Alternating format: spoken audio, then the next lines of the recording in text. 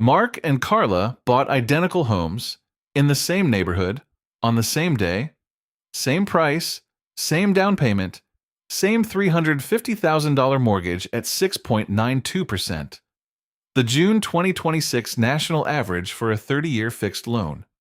Their monthly principal and interest payment, $2,310. Both stared at that payment and had the exact same gut reaction.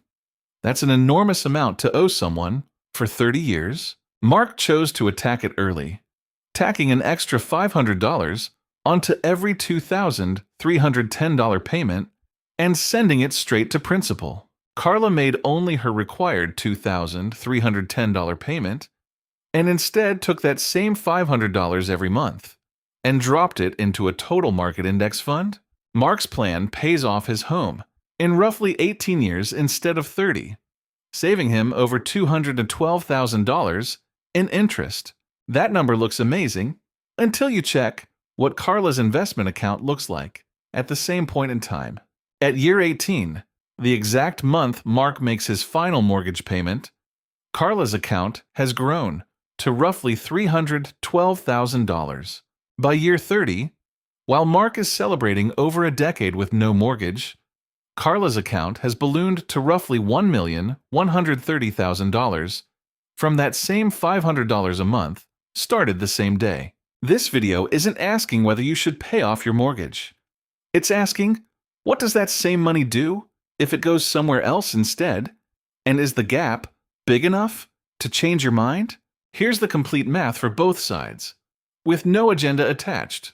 If you've ever felt the urge to pay your mortgage off early, or wondered if investing that extra payment is the smarter move, subscribe now. This channel runs numbers the way your bank never will. Subscribe and hit notifications so you never miss a breakdown like this one. Mark and Carla are both 32, both earning $95,000 a year. Both bought a $420,000 home with a $70,000 down payment, 16.7% down, leaving a $350,000 mortgage at 6.92% over 30 years. Same $2,310 monthly payment. Both keep fully funded emergency funds, both capture their full 401k employer match, and neither carries high-interest debt. Neither is being reckless here. The foundations are already solid. This is purely a debate about what to do with the next $500 a month, a question that only matters once those basics are covered. Mark calls his approach peace of mind math. He wants his home owned outright, having watched his own parents carry a mortgage into their 60s. So he adds $500 a month straight to principal. Carla calls hers opportunity cost math. She knows her rate is 6.92% and believes the market will beat that over the long haul. So she invests her $500 monthly into a low-cost total market index fund instead of paying extra. Day 1, Mark has his mortgage plus an accelerated payoff plan. Carla has the identical mortgage plus a brand new brokerage account holding its first $500 deposit. Before the numbers, every extra dollar Mark sends does two things. It shrinks the principal he owes, and it wipes out all the future interest that dollar would have accrued for the rest of the loan. At 6.92% on a 30-year loan, those interest savings compound especially hard in the early years. In month 1 of Mark's $2,310 payment, about $2,018 goes to interest and only $292 chips away at principal. Almost all interest, barely any principal. That ratio only shifts gradually. Even by year 5, Mark is still paying more in interest than in principal on every payment. That's exactly why early extra payments punch so hard.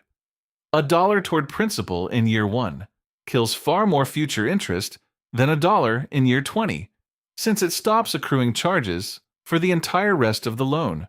By adding $500 extra a month, Mark trims 140 months, nearly 12 years, off his mortgage, becoming debt-free at 50 instead of 62.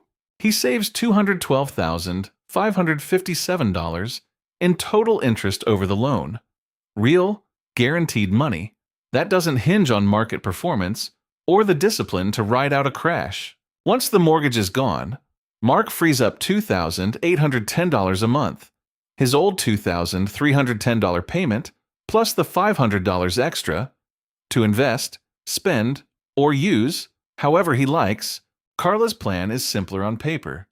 Pay the required $2,310 every month, nothing extra, no accelerated payoff. That freed up $500 instead goes into a total market index fund, tracking the entire U.S. stock market with a razor-thin 0.03% expense ratio, available through Vanguard, Fidelity, or Schwab.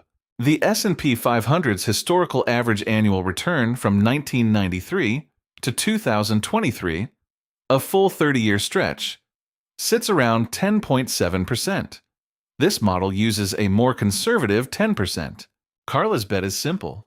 If the market's long-run 10% beats her 6.92% mortgage rate, every dollar invested out-earns every dollar of interest it would have saved. That 3.08 percentage point spread, compounded over 30 growing years, snowballs into a massive number. The key difference: Mark's interest savings are locked in and risk-free. Carla's 10% is just history. Markets can and do lose serious value in any given year. Her plan only works if she stays invested through 2008-style crashes, the 2020 crash, and every dip in between. Holding steady through a 30% drop is the whole game. We're about to walk through this year by year and pinpoint the exact moment Carla's account overtakes Mark's total interest savings, a number most mortgage advisors never show homeowners. Subscribe now so you don't miss breakdowns like this one. Carla starts investing $500 a month at age 32, using a total market index fund at a conservative 10% annual return. Year 5, age 37, Carla has put in $30,000. At 10% growth, her account is worth roughly $38,000. Mark has poured $30,000 into extra payments, saving roughly $28,000 in interest so far, shaving years off his loan, and pushing his remaining balance well below Carla's. At year 5, Carla's account leads Mark's interest saved by about $10,000. But Mark's home equity is about $30,000 higher than hers. The two strategies are still neck and neck. Year 10, age 42, Carla has contributed $60,000. With her account now worth roughly $102,000, Mark's 10-year interest savings sit around $95,000.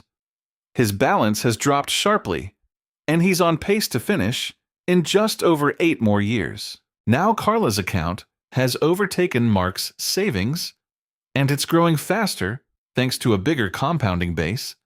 She leads by about $7,000. Year 15, age 47, Carla has invested $90,000, growing to roughly $208,000. Mark's interest saved is around $178,000. His balance is nearly wiped out, and he's just 3 years from paying his home off completely. Carla's lead has widened to $30,000, ahead of Mark's savings. But Mark is sprinting toward the finish line, while Carla still has 15 years of mortgage payments left. Year 18, age 50, Mark's mortgage is officially paid off. The single most important moment in this whole comparison. He makes his final payment and owns his home outright, erasing the $2,810 monthly outflow, his $2,310 payment, plus the $500 extra. His total interest saved across those 18 years comes to $212,557. Carla's account, at this same moment, sits at roughly $312,000. But she still owes about $196,000 and has 12 more years of $2,310 payments ahead. Raw snapshot. Carla holds $312,000 in investments. Mark holds $212,557 in interest saved and a home he owns free and clear at 50, plus now $2,810 a month back in his pocket.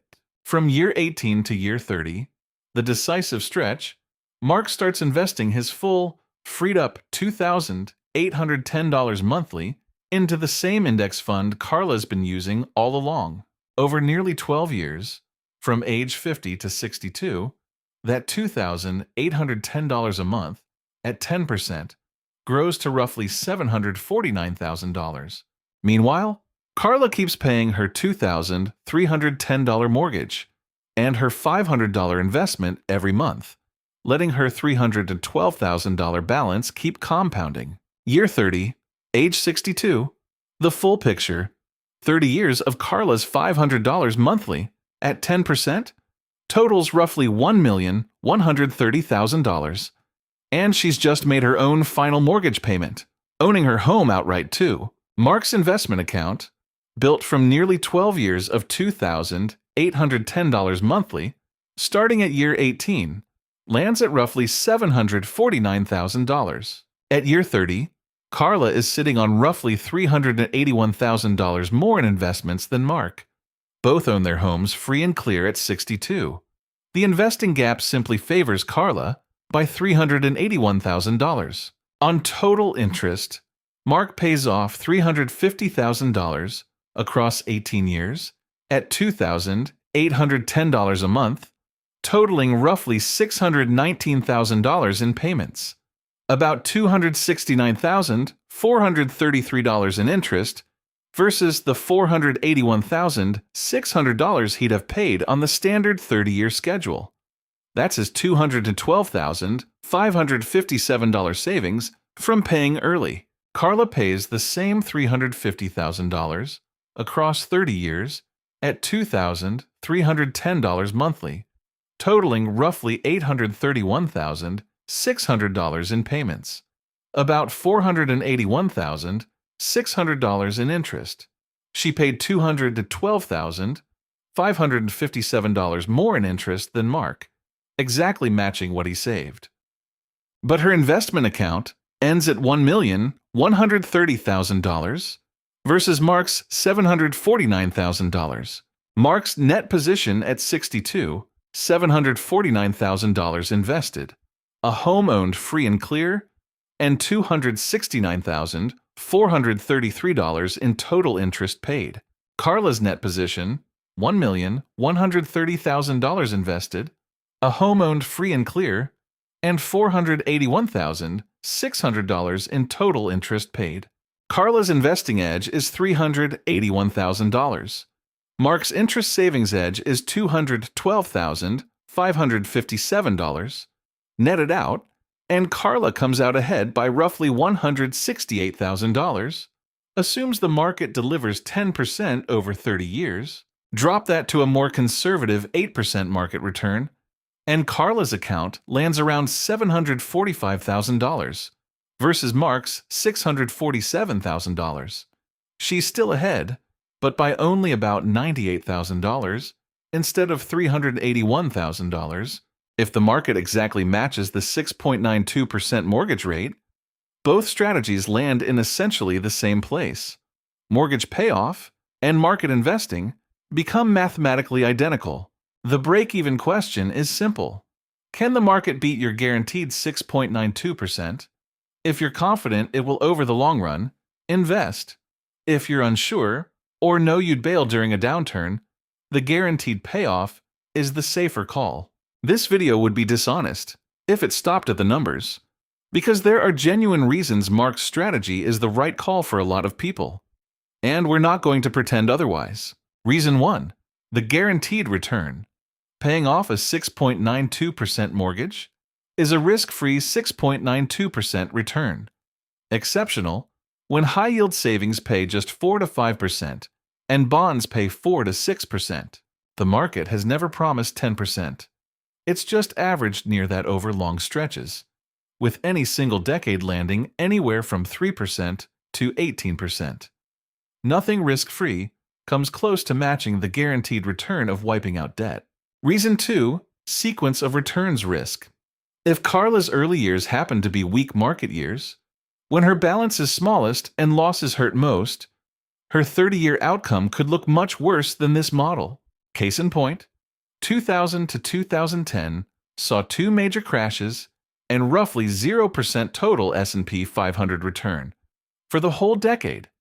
Had Carla started investing in 2000, her year 10 balance would look nothing like the model, while Mark's guaranteed mortgage payoff would have performed exactly as projected.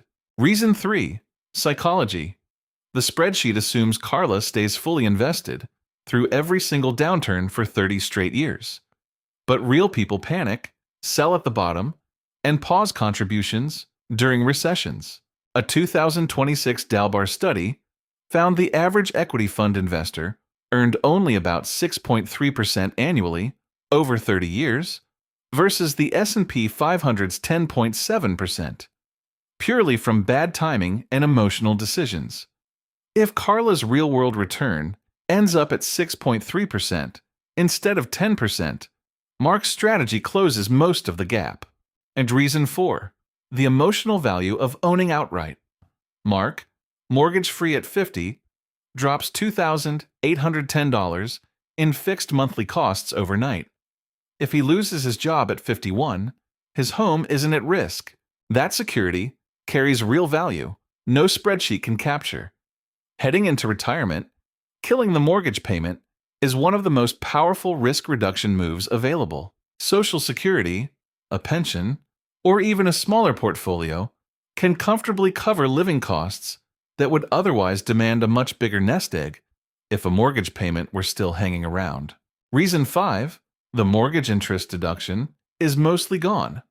With 2017 tax law changes fully in effect by 2026 and a $30,000 standard deduction for married filers, most homeowners, Mark and Carla included, get zero tax benefit from mortgage interest. Carla's after-tax mortgage cost is essentially identical to its pre-tax cost. The old, cheap money because it's deductible argument no longer holds for most 2026 borrowers. Honest bottom line, early payoff makes the most sense.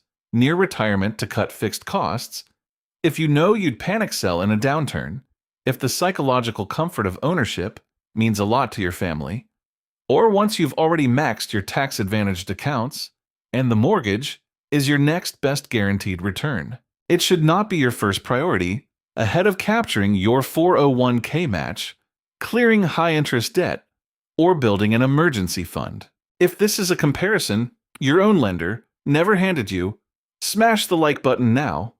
It costs nothing and helps this reach more people. Here's a 5-step framework for anyone with spare cash trying to choose between paying down the mortgage or investing. Step 1. Nail the foundations first. Without a 3 to 6 month emergency fund, a full 401k match, and zero high-interest debt, neither strategy is ready to apply yet. Always handle those before anything else. Step 2. Know your mortgage rate. It's your guaranteed, risk-free return on any extra payment. In 2026, a rate under 4% usually favors investing. A rate above 6%, common for anyone who bought or refinanced between 2022 and 2026, makes the guaranteed payoff genuinely competitive with expected market returns. Step 3. Be brutally honest about your actual investing behavior, not the version you wish you had. If you sold during March 2020, in 2022, or any other downturn, factor that in. A 10% historical return, interrupted by panic selling, turns into a much lower real return, meaning the guaranteed payoff might suit you better than any spreadsheet. Step 4. Factor in your age and retirement timeline. At 32, Carla's 30-year runway can absorb multiple market cycles, so a low rate strongly favors investing over a horizon of 25-plus years. At 52, with just 10 years left, guaranteed debt elimination and lower fixed costs matter far more, since sequence of returns risk bites much harder close to retirement than it does at 35. Step 5. let's run the hybrid path, the one where you do both. Mark and Carla both acted responsibly. Foundations covered, same extra $500 a month, just different deliberate choices about where to send it. At 62, Mark owns his home with $749,000 invested. Carla owns hers with $1,130,000 invested. That's a $381,000 gap, assuming a 10% market over 30 years. At exactly 6.92%, they'd end up in the exact same place. The entire debate lives inside that single assumption. Nobody actually knows what the market will return over the next 30 years. History points to roughly 10%. The guaranteed mortgage payoff answer is 6.92%. And to be clear, Mark's choice isn't a mistake. He locks in a guaranteed return, kills a major liability, and frees himself from housing debt a full 12 years early at 50. Trading $381,000 of expected investment growth for certainty, peace of mind, and a home no crash can touch. Carla's choice isn't reckless either. She's making a calculated, historically backed wager that patient, low-cost index investing beats guaranteed debt payoff over 3 decades. She takes on more risk, needs more discipline, and if the market cooperates, she comes out ahead by nearly $400,000. The right choice for you depends on your rate, your age, your self-discipline, and how much weight you personally give to the word certain. The one wrong move is deciding without ever running the comparison in the first place. If this breakdown gave you that comparison, tap like before heading out. Subscribe for weekly videos that dig into financial decisions honestly and completely, backed by real math and zero hidden agenda. And leave a comment below to join the conversation. So, are you more of a Mark or a Carla? And did you actually run this math before deciding? Because people who crunch the numbers first end up making very different choices than those who never bother running it at all. See you in the next one. Looking ahead to 2026, if your mortgage rate sits below 4%, the numbers almost always tilt in favor of investing instead of paying it off early. But if your rate is above 6%, which describes most people who bought or refinanced between 2022 and 2026, the guaranteed return from paying off your mortgage becomes a real rival to what the market might deliver. Step 3. Get honest with yourself about how you actually behave as an investor. Not the disciplined version you imagine, but your real track record. If you ever sold off investments during the March 2020 crash, the 2022 downturn, or any other slump, that panic selling needs to be baked into your realistic expected return. A 10% historical average return doesn't hold up if you jump ship at the bottom. Your actual real-world return ends up far lower, so if you already know you can't hold steady through every downturn, locking in the guaranteed return from killing your mortgage might be the smarter move for you personally. Spreadsheet math aside. Step 4. Factor in your age and how many years you have left until retirement. Take Carla at 32. Her 30-year runway is long enough to ride out several full market cycles. When your investing horizon stretches past 25 years, the math clearly favors investing over paying down a low-rate mortgage. But picture someone at 52 with just 10 years left before retirement. Here, wiping out debt and shrinking fixed monthly costs becomes far more valuable. This is where sequence of returns risk becomes a genuine threat. A rough market decade, hitting right before you retire, causes far more damage than the same rough decade would at age 35. Step 5. Let's run the hybrid path, the one where you do both. Both Mark and Carla made the same responsible starting move. They secured their financial foundations first. Each of them freed up an extra $500 a month, then made a deliberate call on what to do with it. Mark chose payoff, Carla chose investing. By age 62, Mark's home is fully paid off, and his investment account has grown to $749,000. Carla, meanwhile, also owns her home outright, but her portfolio has climbed to $1,130,000. That's a $381,000 gap in Carla's favor, but only if the market averages a 10% return across those 30 years. If instead, the market only returns 6.92%, exactly matching their mortgage rate. Both strategies land in the exact same place. In fact, this whole debate between the two approaches hinges entirely on that single assumption. So, what will the market actually average over the next 30 years? Truthfully, nobody knows for certain. History points to roughly a 10% average return. The guaranteed alternative, paying off the mortgage, locks in 6.92%. And to be clear, Mark's choice isn't a mistake. He locks in a guaranteed return, wipes out a major liability, and becomes mortgage-free at 50, a full 12 years ahead of schedule.